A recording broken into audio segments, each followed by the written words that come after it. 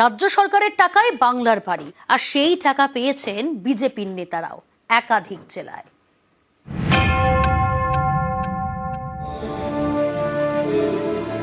বাংলার বাড়ি রাজ্য সরকারের প্রকল্প।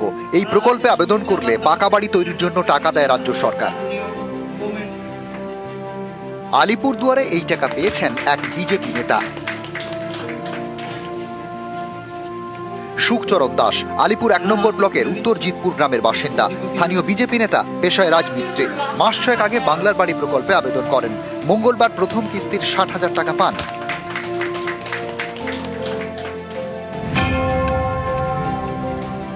এটা আমাদের মাননীয় মুখ্যমন্ত্রী দিচ্ছে, এখন বাড়াবো, খুশি আশা করবো। হ্যাঁ, কি বলবেন মমতা বন্দ্যোপাধ্যায়কে? হ্যাঁ, ধন্যবাদ জানাবো। উপভোক্তা হিসেবে তিনি আজকে এসেছেন, কিন্তু বাংলার মুখ্যমন্ত্রী এই উন্নয়নের ক্ষেত্রে, প্রকল্পের ক্ষেত্রে কোনো ধর্ম দেখেন না, কোনো রং দেখেন না, কোনো রাজনীতি দেখেন না, সকলের জন্য উন্নয়ন করেন।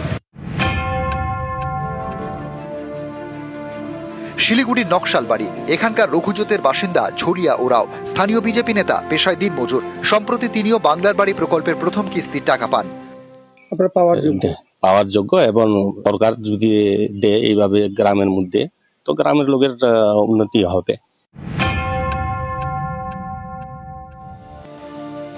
সুরজিৎ বাগদি, বাঁকুড়ার জগদল্লা 1 নম্বর পঞ্চায়েতের বিরোধী দলনেতা। তার স্ত্রীও পেয়েছেন রাজ্য সরকারের বাংলার বাড়ির টাকা। সরকার তখন দিয়েছে, আমি বাড়ি পেয়েছি, এটা আমি খুব আনন্দ।